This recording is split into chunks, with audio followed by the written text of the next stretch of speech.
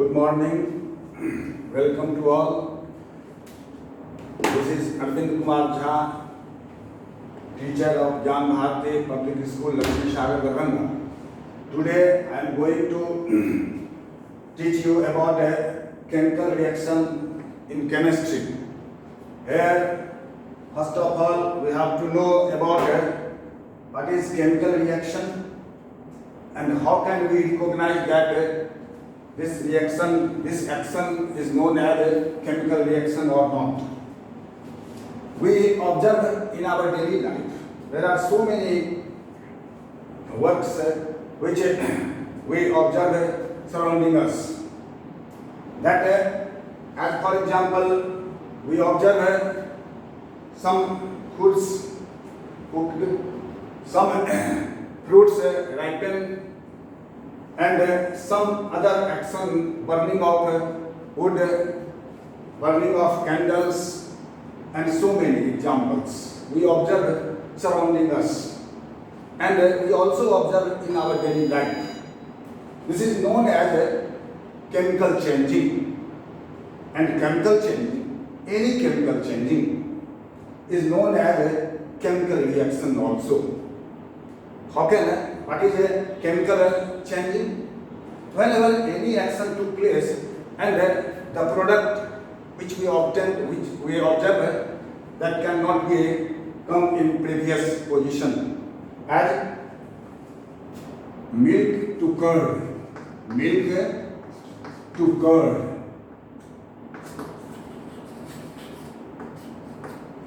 Next, second, burning of wood.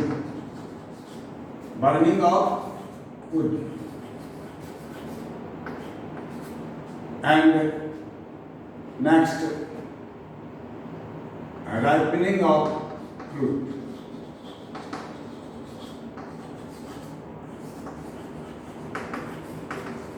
These are examples of chemical changing. Here we observe milk to curd, changing of milk to curd. When milk change into curd, and it cannot easily in physically way, we cannot convert it in milk. We cannot convert it in previous position. So it is known as chemical changing. Here we can say it is chemical change, and it is also known as chemical reaction. Similarly, burning of wood. जब कोई लकड़ी जलते हैं, तो जलने के बाद जो राख बच जाते हैं, एसिड होते हैं, उससे हम फिर वह लकड़ी प्राप्त नहीं कर सकते, प्रीवियस पोजीशन में नहीं ला सकते हैं, तो वह केमिकल चेंजिंग कहलाता है। और वह भी केमिकल चेंजिंग जो हुए उसको हम केमिकल रिएक्शन भी कहते हैं। सिमिलरली, रिपेनिंग ऑफ फ्रूट्स, फल कोई आम हो या कोई भी ग्रेप्स हो, या जो भी फल जो पक जाते हैं, पकने के बाद जो उसका टेस्ट होता है, वह पकने के बाद फिर हम ये चाहेंगे कि उस फल को हम कच्चे फल के रूप में स्वाद देखें, अनुभव करें, तो वो हमें नहीं मिलेगा, सेम फ्रूट। तो वह भी क्या हो गया, आपका रिपेनिंग ऑफ फ्रूट्स जो हुआ केमिकल चेंजिंग हो गया। तो in this way there is one definition that is known as any chemical changing is known as chemical reaction. Next, what is a chemical reaction? Next point, whenever one or more than one chemical substance come into action and to produce one or more than one another new chemical substances. This action is known as also chemical reaction. As for example, KClO3, potassium chloride, potassium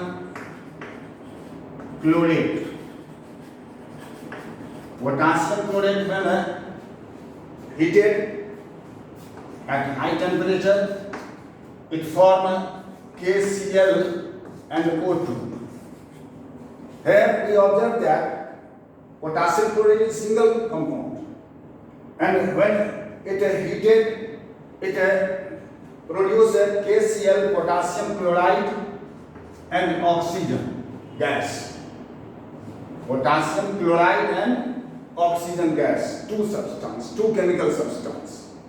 So when one chemical come into action due to some circumstances, any chemical reaction needed so many circumstances. Any chemical reaction, कोई भी रासायनिक अभिक्रिया में कुछ न कुछ circumstances होते हैं, कुछ न कुछ कंडीशन होते हैं, तब वह टेक पार्ट करते हैं रिएक्शन में, otherwise they can not react. As for example, वैसे हम कहते हैं जो एटमॉस्फेयर में हाइड्रोजन भी है, ऑक्सीजन भी है, और भी एलिमेंट्स हैं, और भी तरह के गैसेज हैं, तो कहाँ वह सारे के सारे वाटर में चेंज हो जाते हैं। H2 और O2 तो प्रेजेंट है, लेकिन H2 और O2 मिलकर के H2O सारा का सारा कहाँ बना लेता है, तो इसलिए नहीं बना पाता है कि उसको समय सर्कमस्टांसेज चाहिए जिसके अंतर्गत वह कंबाइंड होगा और कंबाइंड होकर के H2O बनाएगा। तो इसलिए कोई भी रिएक्शन के लिए यह जरूरी है कंडीशंस, अवेलेबल कंडीशन होना चाहिए जिसके अंतर्गत वह रिएक्शन करेगा। किसी को चाहिए रिएक्शन के लिए अवेलेबल ये कंडीशंस फॉर केमिकल रिएक्शन जो है, इसके लिए जैसे हीट या टेम्परेचर, हीट चाहिए, किसी को कंसंट्रेशन चाहिए, किसी को प्रेशर चाहिए, and so these are some conditions which should be available to form any other substances, that is known as conditions for chemical reaction।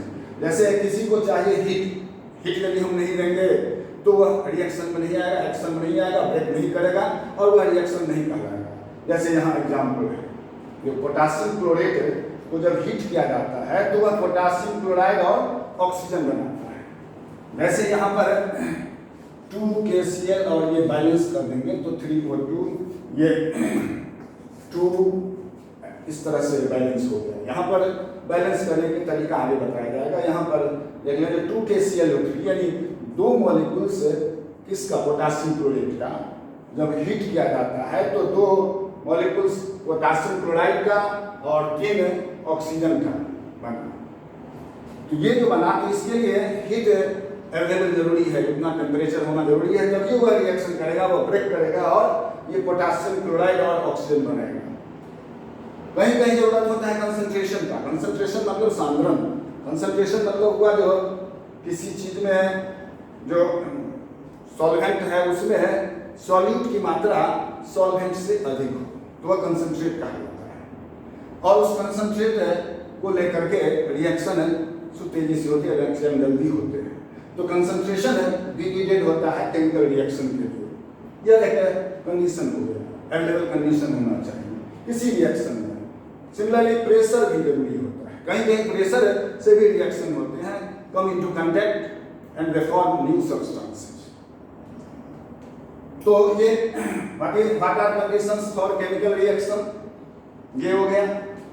अब यहाँ पर देखें जो व्हाट केमिकल रिएक्शन जो है वह, इसमें जो मैंने अभी दूसरा डेफिनेशन कहा, जो when one or more than one chemical come into action and they form one or more than one chemical substances, this is known as chemical reaction. Here one example, observe you that potassium chlorate is a single compound, it break and produce potassium chloride and oxygen. Similarly, next example, Zn plus H2SO4. ZnSO4 plus H2. Well, here we observe that Zn, zinc, H2SO4, sulfuric acid, when it combined, when it come into action, when we poured some sulfuric acid on the granules of Zn, it come into action and it produce zinc sulfate and evolve hydrogen gas. And here, according to definition, we observe that two chemicals come into action and produce two or more than two substance. So it is also fulfill the definition that if one or more than one chemicals come into action, they produce one or more than one. Here, next example, if NH3 plus HCl, NH4Cl,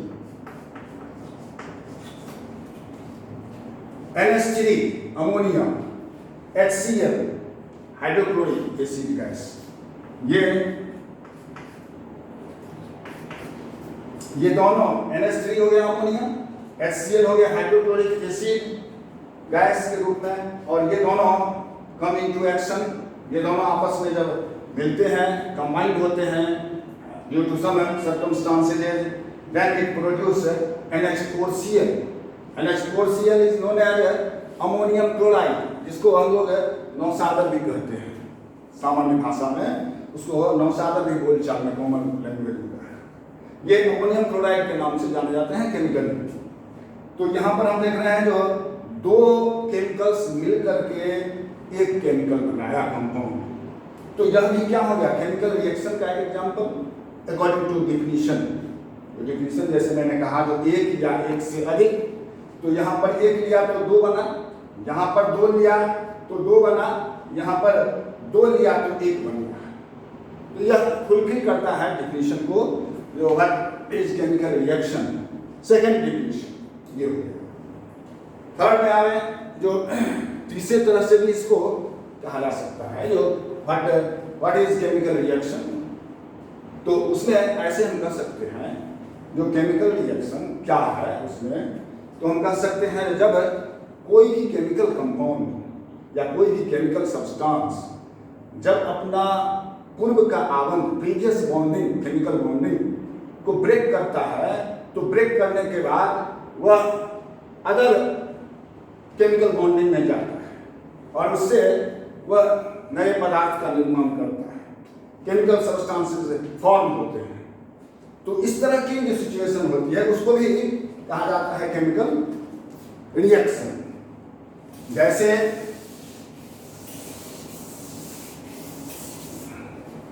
हम देखते हैं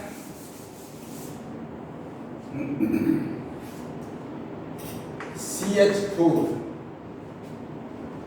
ये CH4 ammonia, ये CH4 हो गया methane. यहाँ पर हम यदि लेंगे दूसरा जो CH4 प्लस O2, ये मिलता है तो ये कार्बन डाइऑक्साइड CO2 बनाता है और H2O, ये प्लस हीट, ये हो गया। कि मीथेन गैस को जब जलाया जाता है, बर्न किया जाता है in the presence of oxygen, तो वह कार्बन डाइऑक्साइड बनाता है, वह वेपर देता है, वाटर वेपर, और हीट प्रोड्यूस करता है। तो यह भी केमिकल रिएक्शन का एग्जाम्पल हो गया।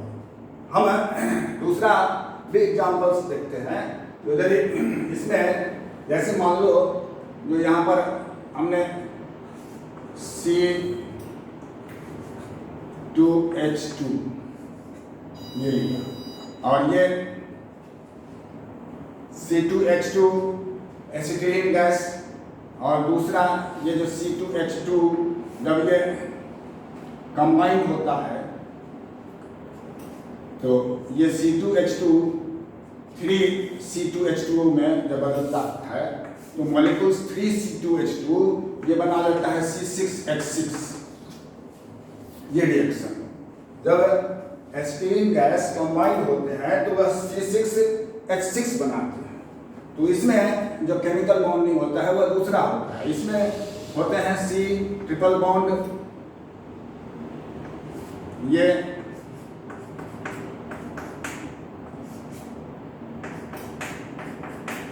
और ये इसका केमिकल बॉन्डिंग हो जाता है इस तरह से।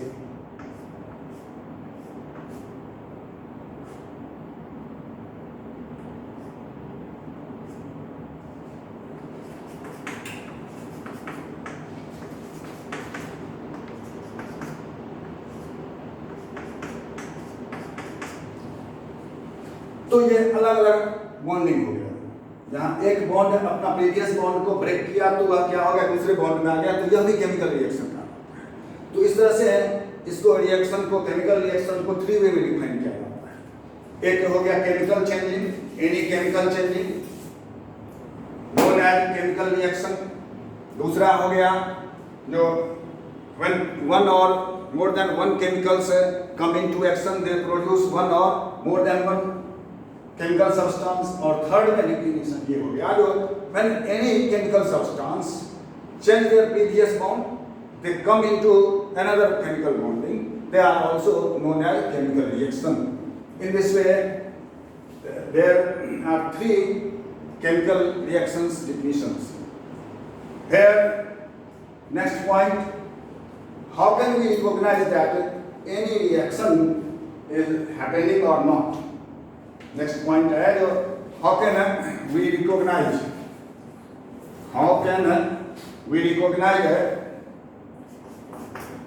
that any reaction happened or not।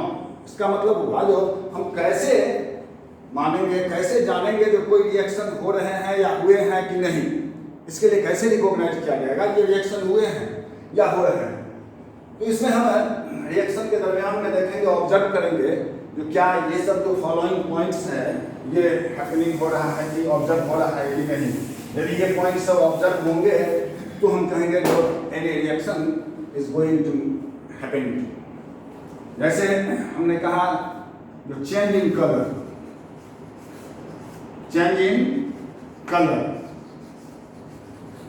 यदि रंग में परिवर्तन हम देखते हैं किसी भी एक्शन में, किसी भी केमिकल चेंजिंग में हम देखते हैं जो रंग में परिवर्तन हो रहा है तो उसको हम कहेंगे केमिकल रिएक्शन हुए हैं। जैसे हमने देखा जो CuSO4 5 मान लिया जो CuSO4 और प्लस Fe, ये CuSO4 एक्वस सॉल्यूशन है और ये Fe सॉलिड है। इस CuSO4 के सॉल्यूशन में इसका कलर होता है ब्लू, नीला कलर, और इसके सॉल्यूशन में यदि हम Fe डालते हैं, Fe का नील डालते हैं या Fe डालते हैं तो वह फॉर्म करता है FeSO4 एंड Cu। ये जो फॉर्म किया तो इस FeSO4 का जो फॉर्मेशन होता है तो और Cu बनता है तो ये रंग जो है इसका वह फेंट करता है और ये ग्रीनिश वे में जाता है। ये जो नीला रंग का रंग है वह क्या हो जाता है, ग्रीनिश। तो इसका मतलब हुआ जब some chemical changing took place so it is chemical reaction. तो एक हो गया चेंजिंग इन कलर, तो इससे भी हम केमिकल रिएक्शन को रिकॉग्नाइज करेंगे। दूसरा चेंज इन टेम्परेचर,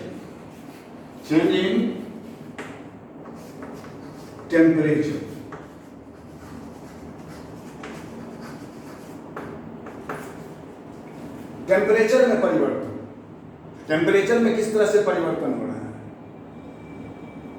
टेम्परेचर में परिवर्तन यानी इसमें तापमान क्या परिवर्तन हो रहे हैं, क्या चेंजिंग हो रहे हैं, और एब्जॉर्ब हो रहा है, घट रहा है पहले से कि बढ़ रहा है।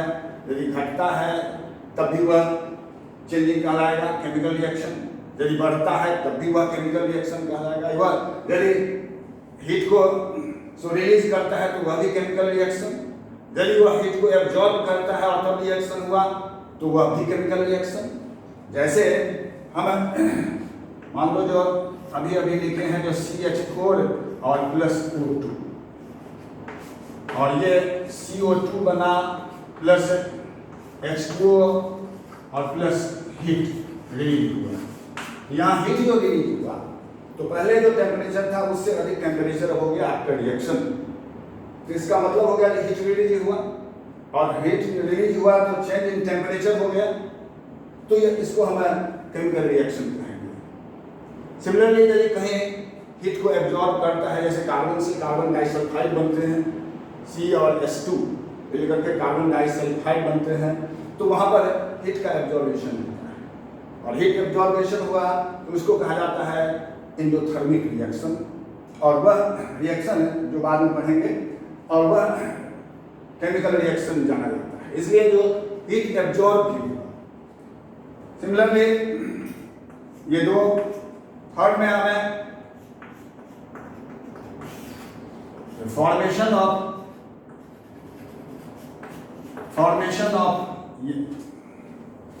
प्रेसिपिटेट, पीपीटी, प्रेसिपिटेट का बनना, अवक्षेप का। प्रेसिपिटेट क्या होते हैं?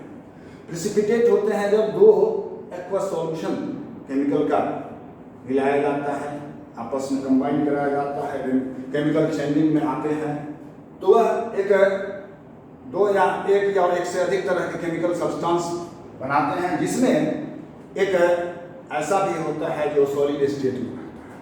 तो वह जो सॉलिड स्टेट में प्राप्त हुआ उसको हम प्रेसिपिटेट कहते हैं, और उस रिएक्शन को प्रेसिपिटेशन रिएक्शन भी कहा जाता है। तो प्रेसिपिटेट का बनना यानी केमिकल चेंज जो हुआ वह सॉलिड स्टेट में आ जाना, तो उसको कहा जाता है फॉर्मेशन ऑफ प्रेसिपिटेट। और इस तरह के रिएक्शन को कहा जाता है, हाँ, जो ये प्रेसिपिटेशन रिएक्शन भी है, और इसको बोला जाता है जो यह रिकॉग्नाइज करने का एक तरीका। तो इस तरह से हमें अभी देखे हैं जो तीन तरह का, change in colour, change in temperature, और थर्ड में देखे हैं फॉर्मेशन ऑफ प्रेसिपिटेट, प्रेसिपिटेट का बनना। जैसे AgNO3 प्लस NaCl, ये दोनों का एक्वस सॉल्यूशन ले लेते हैं। एक्वस सॉल्यूशन कहा जाता है जो ऐसे सॉल्यूशन जो वाटर में बनाया जाता है। यदि ये सॉलिड है तो इसको वाटर में डिजोल्व करेंगे, उससे जो सॉल्यूशन प्राप्त होगा उसको कहा जाता है एक्वस सॉल्यूशन। सिमिलरली यह सोडियम क्लोराइड को जो पानी में डिजोल्व कराएंगे और आफ्टर डिजोल्विंग वह जो सॉल्यूशन हुआ वह हो गया एक्वस सॉल्यूशन। और इसको जब दोनों को दो टेस्ट ट्यूब में लेकर के और एक दूसरे को मिक्स करेंगे तो उसमें रिएक्शन टू प्लेस होता है, और यह AgCl व्हाइट प्रेसिपिटेट बनता है, व्हाइट पीपीटी के रूप में। और प्लस ये AgCl हो गया, और यह दूसरा हो गया NaNO3,